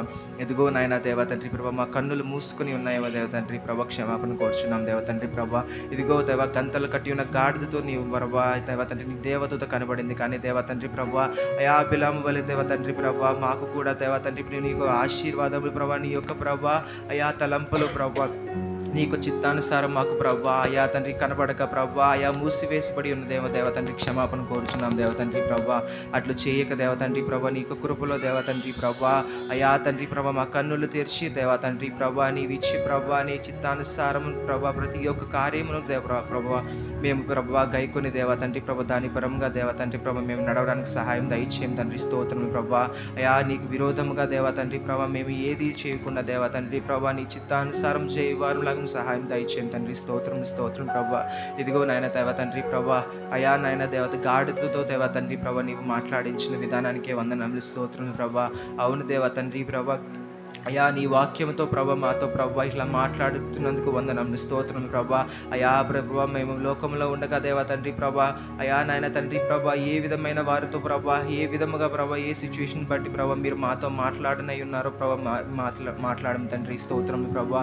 మీరే మాతో మాట్లాడి దేవా తండ్రి ప్రభా ప్రతి ఒక్కరితోనూ దేవా తండ్రి ప్రభా వారి తండ్రి తలంపులు బట్టి దేవా తండ్రి ప్రభా మారు మనసు పొందడానికి సహాయం దయచేయండి తండ్రి. స్తోత్రం ప్రభా. ఇదిగో నాయన దేవా పూరి గుడిసెలో ఉన్న ప్రభా అయా ఇదిగో చిన్న హార్మోని పెట్టి నాయన దేవా తండ్రి ప్రభా ఇదిగో నాయన దేవా అయా వాయిద్యిస్తూ ప్రభా వాయిద్యంలో దేవా తండ్రి ప్రభా నేను స్తుతిస్తూ ఉండగా దేవా తండ్రి ఇదిగో గొప్ప వ్యాపారి దేవా తండ్రి ప్రభా ఆ పాటకి దేవా తండ్రి నిన్ను స్తుతించే గానమునకు దేవా తండ్రి ప్రభా మారు మనసు పొందే దేవా తండ్రి ప్రభా నిజమైన దేవుడు అని తెలుసుకునే రీతిగా దేవా తండ్రి ప్రభా మేము కూడా నాయన దేవా తండ్రి ప్రభా ఏది ఆశించకుండా దేవా తండ్రి ప్రభా ప్రతి ఒక్కరిని దేవా తండ్రి నీవే నిజమైన దేవుడు అని దేవా తండ్రి ప్రభా మా జీవితములు బట్టి దేవత మా నడవడికలను బట్టి ప్రభా మేము నడవడానికి సహాయం దయచేయం తండ్రి. స్తోత్రం ప్రభా. మమ్మల్ని అందరినీ మాదిరిగా చేయము దేవా తండ్రి. స్తోత్రములు ప్రభా. ఇదిగో నాయన తండ్రి ప్రభా మీకే వందనములు స్తోత్రములు ప్రభా. ఇదిగో నాయన దేవా తండ్రి ప్రతి ఒక్కరి ఆలోచనలు ప్రభ జ్ఞాపకం చేసుకుని దేవ తండ్రి ప్రభ ప్రతి ఒక్క కష్టార్జితమును జ్ఞాపకం చేసుకుని తండ్రి ప్రభా నీ సన్నిధిలో వాడబడడానికి ప్రభ ప్రతి ఒక్కరు అభివృద్ధి పొందడానికి దేవా తండ్రి ప్రభా అయా సహాయము దయచేయం తండ్రి. స్తోత్రములు ప్రభా. అవును దేవా తండ్రి ప్రభా నీ ఒక్క వాక్యంలో దేవా తండ్రి ప్రభా ఇదిగో ప్రభా నలిగి విరిగిన మనస్సులను దేవా తండ్రి ప్రభా అయా స్వస్థపరిచము దేవా తండ్రి. స్తోత్రములు ప్రభా. అవును దేవా తండ్రి ప్రభా నెమ్మది లేక నాయన దేవా తండ్రి ప్రభా నీ సన్నిధికి వచ్చి వారిని ప్రభా నీ వాక్యంతో లేవనెత్తం తండ్రి. స్తోత్రములు ప్రభా. అవును దేవా తండ్రి ప్రభా ఇదిగో నాయన తండ్రి ప్రభా ఏదైతే నాయన తండ్రి ప్రభా అనారోగ్యములతో దేవత బాధపడుచు ఉన్నారో దేవా తండ్రి ప్రభా వారి ప్రతి ఒక్కరిని జ్ఞాపకం చేసుకుని తండ్రి. స్తోత్రములు ప్రభా. ఇదిగో అవును నాయన దేవా తండ్రి ప్రభా నీవే వారికి మిండైన ప్రభా దీవెనలు ప్రభా అనుగ్రహించు తండ్రి. స్తోత్రములు ప్రభా. అవును దేవా తండ్రి ప్రభా ఇదిగో నాయన దేవా తండ్రి ప్రభా మరి ఒకసారి దేవా తండ్రి ప్రభా ఇదిగో నాయన తండ్రి ఈ రోజు చెప్పిన వాక్యం బట్టి ప్రభా మరి ఒకసారి ప్రభా మేము నెమరు వేసుకునే వారం లాగా మా జీవితంలో దేవా తండ్రి తండ్రి ప్రభా ప్రతిరోజు నేను ఆరాధించి స్తుతించి నాయన తండ్రి ప్రభా నేను ఘనపరిచే వారముగా ప్రభా నీ లోకానికి దేవా తండ్రి ప్రభా మాదిరిగా ఉండే వారంలాగా తండ్రి ప్రభా నీ వాక్యం ఎత్తిపెట్టి ప్రభా మేము జీవించే వారంలాగా ప్రభా ఉండడానికి సహాయం దయచేయండి తండ్రి. స్తోత్రం ప్రభా. అవును దేవా తండ్రి ప్రభా ఏ ఒక్కరు దేవా తండ్రి నిన్ను నిందించకుండా దేవా తండ్రి ప్రతి ఒక్కరిని దేవా తండ్రి వారి తలములను బట్టి ప్రభా మీ చిత్తానుసారం ప్రభా వారికి దీవెనలు అనుగ్రహించమని ప్రభా మీ చిత్తానుసారం ప్రతి ఒక్కరి జీవితంలో జరిగించమని దేవా తండ్రి ప్రభా నీకు విరోధంగా ఏది ప్రభా జయింపకుండా దేవా తండ్రి ప్రభా కేవలం మీ చిత్తానుసారం ప్రభా మీకు లోబడి దేవా తండ్రి ప్రభా ప్రతి ఒక్కరూ నడవడానికి సహాయం దయచేయమని తండ్రి ప్రభా. అయా దేవా తండ్రి ప్రభా నీవు మాట్లాడిన మాటలకు ప్రభు వందనములు స్తోత్రములు ప్రభా. ఇదిగో ప్రభా మాతో మాట్లాడిన విధానానికే వందనములు స్తోత్రములు ప్రభా. అవును దేవా తండ్రి ప్రభా ఈ ఒక్క వాక్యం నా కొరకే చెప్పి ఉన్నారేమో దాని ప్రభా ప్రతి ఒక్కరు ప్రభా మేము ప్రభా మా జీవితంలో ప్రభా దాన్ని ప్రభా ప్రతి దినము దేవా తండ్రి ప్రభా మేము దాన్ని ప్రభా జ్ఞాపకం ఉంచుకుని దేవా తండ్రి ప్రభా ఇదిగో నాయన త్రోవ తప్పిపోకుండా నాయన దేవా తండ్రి ప్రభా అయ్యా మేము త్రోవ తప్పిపోతున్నాము దేవా తండ్రి ప్రభా ఇదిగో బిలాముకును ప్రభా గాడిదకు ఇరుప్రక్కల దేవా తండ్రి ప్రభా ఎటువంటి దారి లేకుండా చెడు దారిలో నడవకుండా నాయన దేవ తండ్రి ప్రభా ఇదిగో ఇరుకుగల ద్రాక్ష తోటల మధ్యలో నీవు ఎలాగో నిలిపావో దేవ తండ్రి ప్రభా మాకు సరైన ప్రభా సరాళం ప్రభా మా బాటను సరాళం చేసి నాయన దేవ తండ్రి ప్రభా మీరే కృప చూపించమని ప్రభా నాయన తండ్రి ప్రభా మరి ఒకసారి ప్రతి ఒక్కరిని వృద్ధాపుల్ని ప్రతి ఒక్కరిని జ్ఞాపకం చేసుకుని తండ్రి స్తోత్రం దేవ తండ్రి ప్రభా చిన్న పిల్లల్ని జ్ఞాపకం చేసుకుని తండ్రి స్తోత్రం ప్రభా ప్రతి ఒక్కరు దేవ తండ్రి ప్రభా ఇదిగో నాయన దేవ ఎంతమంది అయితే ప్రభా జ్వరములతో దేవ తండ్రి ప్రభా బాధపడుచు ఉన్నారు ప్రతి ఒక్కరిని జ్ఞాపకం చేసుకుని తండ్రి ప్రభా ప్రతి ఒక్కరిని ముట్టి స్వస్థపరిచి ప్రభా నీ మెండైన దీవెనలు ఆరోగ్యం అనుగ్రహించమని ప్రభా యేసు అతి పరిశుద్ధ నామములో అడిగి వేడుకుంటున్నాను పరమ తండ్రి. ఆమేన్ ఆమేన్ ఆమేన్. మన తండ్రి అయిన దేవుని యొక్క ప్రేమ, కుమారుడును ప్రభు అయిన యేసుక్రీస్తు ప్రభుల వారి యొక్క కృప, మహాకనికరం, పరిశుద్ధాత్మ దేవుని యొక్క అన్యోన్య సహవాసమైన సన్నిధి ఇప్పుడును ఎల్లప్పుడును మనకును మనవలే ప్రార్థించే సకల పరిశుద్ధులకును ఈ దినాన సన్నిధులు అడుగుపెట్టిన ప్రతి ఒక్కరికి వారి కుటుంబములకు ఈ వారమంతా వారు చేసే ప్రతి చేతి పని, ఉద్యోగం, వ్యాపారం, వ్యవసాయం, కూలి పని, కష్టాజితం ప్రతి పనులకు ఆయన కృపా సమాధానములు సదాకాలం సమృద్ధిగా తోడై ఉండునుగాక. ఆమేన్. హల్లెలూయా హల్లెలూయా హల్లెలూయా. అందరికీ వందనాలండి, అందరికీ వందనాలు. ప్రభు మిమ్ములను మీ కుటుంబంలో ఆశీర్వదించునుగాక. ఆమేన్.